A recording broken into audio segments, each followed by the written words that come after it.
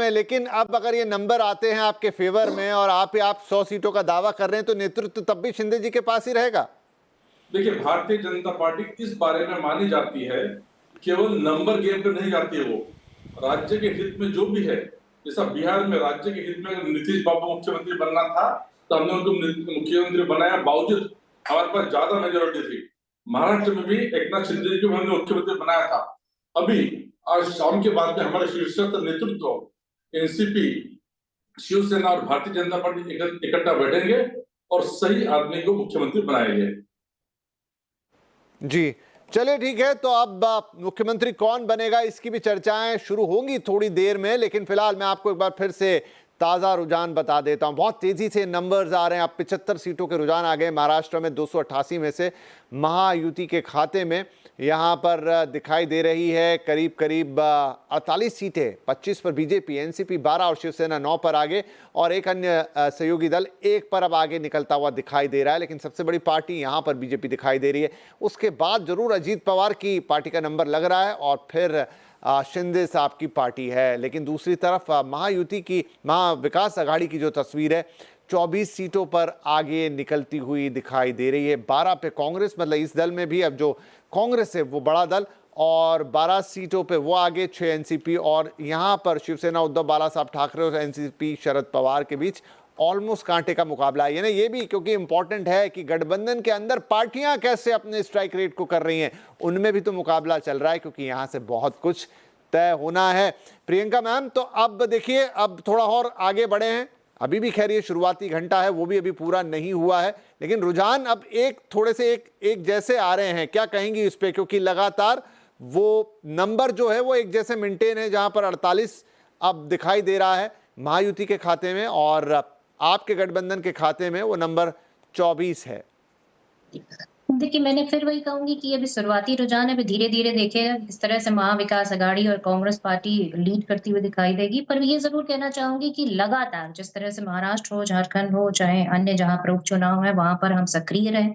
और पूरी तरीके से मैं कहना चाहूंगी, चाहे वो आदरणीय खड़गे जी हो, आदरणीय राहुल गांधी जी हो, आदरणीय प्रियंका जी हो, उन्होंने लगभग 75 रैलियां जो है एग्जीक्यूट की हैं। ये हमारा टारगेट भी था और ये हम चाहते थे कि जन-जन तक हमारी आवाज़, हमारे मुद्दे लोगों तक पहुँचे और लोगों को ये समझ में आए कि किस तरह से भारतीय जनता पार्टी क्या कर रही है और क्या जो है हमारी पार्टी का विज़न है, ये लोगों तक पहुँचना चाहिए। इसको लेकर हम लगातार, चाहे वो प्रेस कॉन्फ्रेंस के माध्यम से हो, चाहे वो जनता के जो बड़े नेता हैं, जनता के बीच जाकर अपनी बात को रखने का काम किया, अपने मुद्दों को पहुँचाने का काम किया और लगातार हम ये काम करते रहे हैं और करते रहेंगे।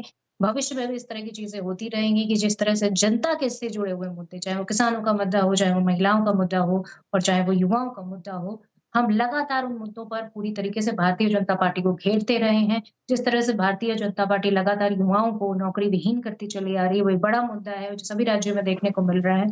आपने अभी रिसेंट में देखा, वो पिथौरागढ़ का क्या हाल था।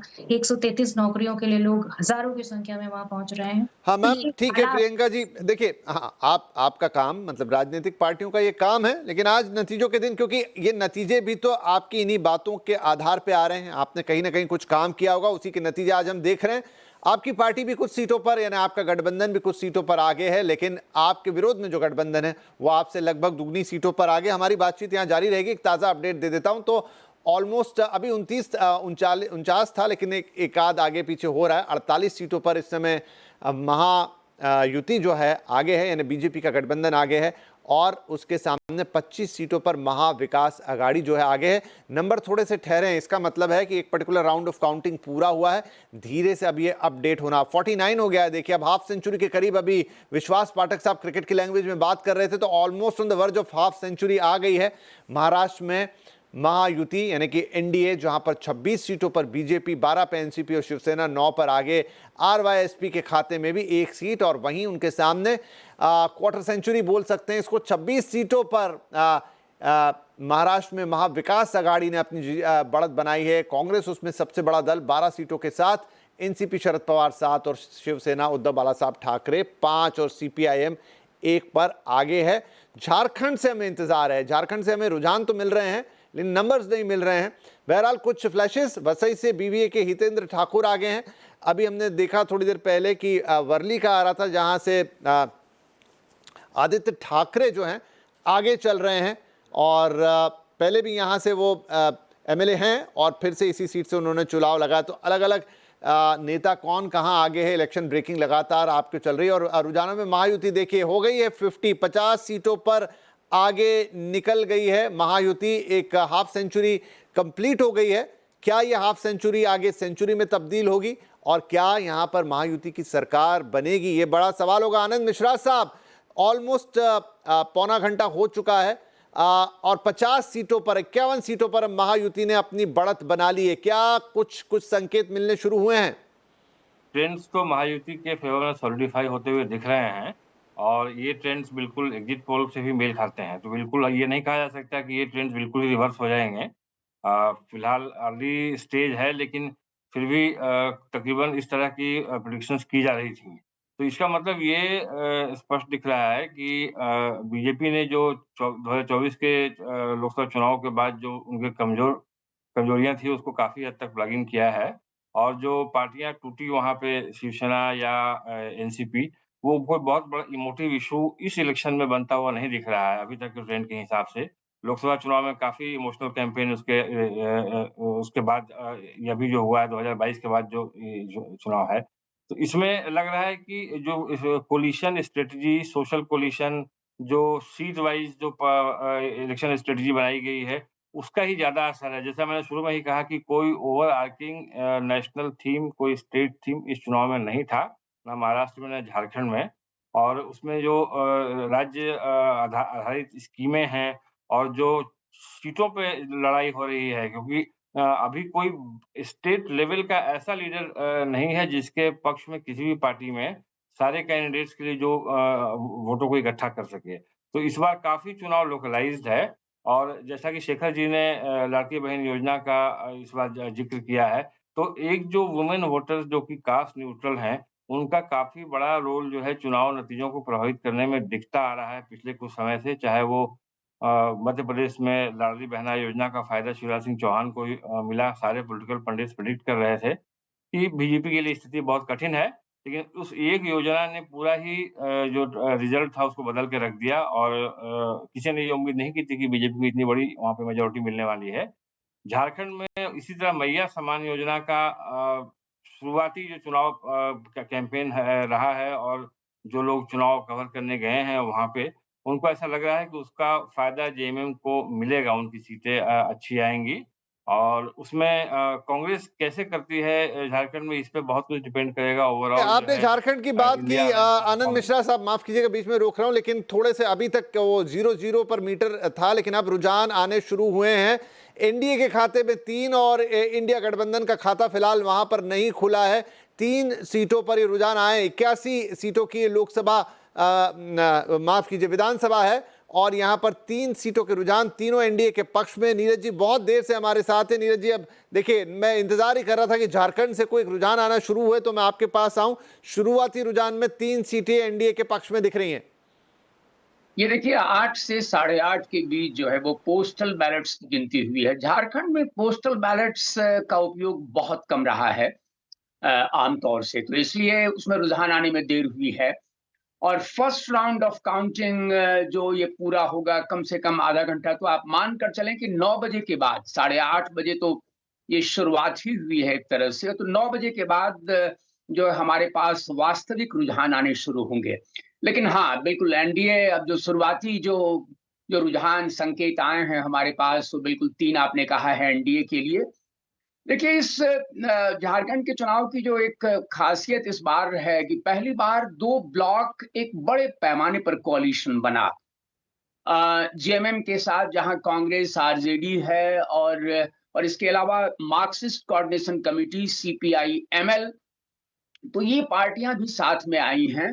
और वहीं दूसरी ओर एनडीए में भी आप अगर देखें तो एनडीए ने शायद पिछले चुनाव में जो सबक लिया है, पिछले चुनाव परिणाम से वो सबक लिया है और इस कारण उनके साथ जेडीयू शामिल हुआ है, ऑल झारखंड स्टूडेंट्स यूनियन शामिल हुआ है और इसके अलावा भी ये एलजेपी को 1 सीट दी गई है। तो एनडीए ने भी अपना विस्तार किया है इस तरह से। लेकिन एक बात जो अभी हमारे एक्सपर्ट कह रहे थे कि यहाँ जो कोई कोई राज्य के पैमाने पर कोई ऐसा मुद्दा सामने आया हो, तो ये पहली बार है। जैसा कि हम सभी जानते हैं कि झारखंड में ये कन्वर्सन का मुद्दा, इन्फिल्ट्रेशन का मुद्दा पिछली आधी सदी से रहा। लेकिन पहली बार भारतीय जनता पार्टी ने इसको एक प्रमुख मुद्दा यहाँ बनाया है। अब देखना होगा कि वास्तव में वो जो मैया सम्मान योजना, हम फ्रीबीज की चर्चा करते रहे हैं, लेकिन वो एक ऐसी योजना है कि ठीक चुनाव की घोषणा से बिल्कुल पहले ₹2,500 ये महीने की घोषणा हुई थी सभी महिलाओं के लिए, जनजातीय महिलाएं जो हैं या फिर अनुसूचित जाति की महिलाएं हैं। तो वो एक एक एक काफी महत्वपूर्ण साबित हो सकता है। अब देखना होगा चुनाव परिणाम जब सामने आते हैं तो वास्तव में उसका क्या असर रहा है। जी साहब, एक एक सवाल मेरे मन में आया, चाहे लाडली बहना, लाडली लक्ष्मी, ये शुरुआत शिवराज सिंह चौहान ने की थी मध्य प्रदेश में, और ये कोई नई योजना नहीं है, ये काफी पुरानी योजना है मध्य प्रदेश में। तो आई थिंक ये इसको एक दशक से ऊपर हो गया। कई चुनाव उन्होंने इसके इर्द गिर्द लड़ लिए। अचानक से उसका रिप्लिका हमको महाराष्ट्र में देखने को मिला। अभी हमने चर्चा की ही कि आपने कहा उसका एक असर होगा। फिर ये मैया योजना जो कि झारखंड, क्या वुमेन सेंट्रिक, मतलब बहुत सारी योजनाएं सरकारें चलाती हैं और भी डायरेक्ट बेनिफिट योजनाएं हैं जो हैं, लेकिन महिलाओं के बिल्कुल जो सीधा टारगेट करती हुई उनको जो ये योजना है, क्या इसने एक अलग रोल प्ले कर दिया है, चाहे झारखंड हो, मध्य प्रदेश हो, चाहे अब महाराष्ट्र हो? शेखर साहब जी बिल्कुल। देखिए, पिछले साल हमने देखा इस तरह की जो स्कीम्स को लेकर कांग्रेस ने पहले ये शुरू की थी। कर्नाटका में हमने देखा, हिमाचल में भी कोई ऐसी तरह की कार्यक्रम की बात हुई, और तेलंगाना में भी। देखिए, जब जब कांग्रेस की तरफ से इस तरह की एक फॉर्मूला लागू की गई, तो बीजेपी की तरफ से भी लगा कि भाई हमें कुछ करना है, और इतनी प्रेशर पड़ने शुरू हुई जब प्रधानमंत्री स्वयं इसको रेवड़ी के रूप में कह रहे थे भाई इस तरह फ्री बीज नहीं देनी चाहिए। उसके बाद हमने देखा कि बीजेपी नेतृत्व को लगा कि अगर कांग्रेस की तरफ से ये ऑफर हो रही है, विपक्ष की तरफ से ऑफर हो रही है, तो हमें भी कुछ करना है। और जाके महाराष्ट्र में मैं मानता हूं एक एक बड़ा गेम चेंजर ये बन गया, क्योंकि इस पे काफी चर्चा हुई। हमने देखा कि लगातार जुलाई से लेकर कई महिला अपने जाके बैंक में खड़े हो रहे हैं, पोस्ट ऑफिस में खड़े हो रहे हैं, जाके अपने आधार कार्ड के साथ अपने नाम भरवा रहे हैं, खाते खोल रहे हैं, और पेमेंट भी होना शुरू हो गया था। जो जितनी स्पीड से ये स्कीम इंप्लीमेंट की गई, उसके बाद विपक्ष की तरफ से भी ये ऑफर थी, अगाड़ी की तरफ से इस चुनाव में ऑफर था कि वो जो 1500 है उसको हम उसको बढ़ा देंगे, उसको हम 3000 कर देंगे। इस तरह भी